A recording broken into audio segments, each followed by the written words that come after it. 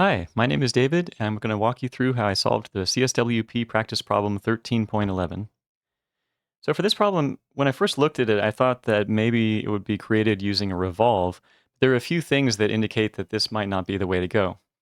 One is that the R20 radius right here and the R19 radius wouldn't quite match up if we had to do a revolve. Secondly, there's a strip on the top that doesn't work with the revolve, and there aren't enough dimensions given about it to be able to create it after the revolve.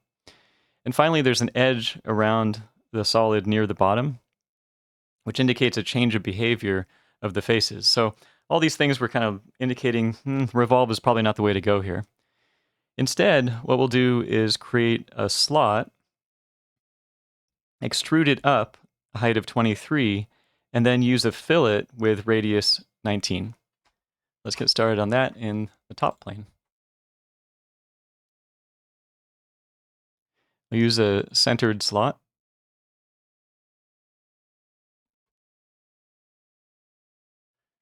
This one is 75. This one is 20. And we'll extrude that up 23. So then if we fillet this with a radius of 19, and I have tangent propagation on so it grabs this whole closed contour on the top, this whole edge, then you can see it's going to produce exactly what we want. There's that strip right there. Here's the change in the face behavior right down here. So we have this bottom part that's a little bit different from the top. Everything's looking great. It almost seems like a miracle that it goes from that extrude into this shape. Okay, so now we'll make this part right here. This will be like a semicircle on a plane that looks like it's going to be 5 from that flat bottom part face. And we'll create a plane out here. We'll draw the semicircle on it and then extrude it to next, which will make it flush up against the solid that we just created. Okay, so from here, create a plane,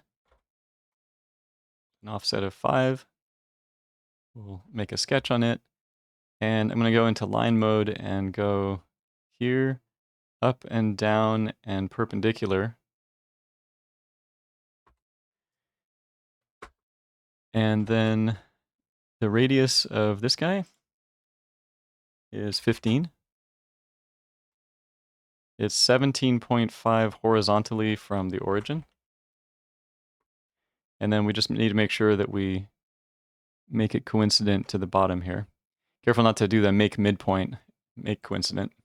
They look kind of similar. And then we'll extrude here up to, let me go switch the direction here. Here we're going to go up to next. I tried doing up to surface, but it made the volume not quite right. Up to surface, I would grab this curved surface and it would cut into it a little bit. It should be the same volume, given that we're going to be merging the results together, but I guess the SolidWorks calculations are a little bit different. Up to next makes more sense anyway. So that's looking good because there are 2 different surfaces that it's going up to. And now we can start with our shelling. So our main thickness for our shell is 3. We're going to open up this face and this face. But if you look, so the main thickness of the shell is 3. That's kind of like the thickness of the main body. But then if you look over here, we've got a 2 millimeter shell thickness for this opening here. So we're opening up these 2 faces.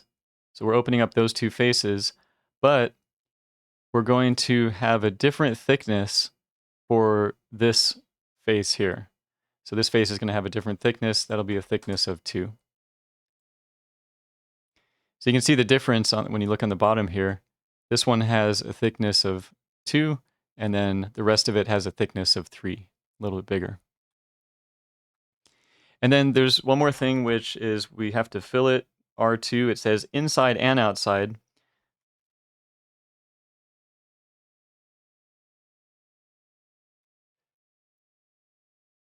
So here's the outside part with tangent propagation, making it go all the way down to the bottom. And then here's the inside part right here. So both of those are filleted with a radius of 2.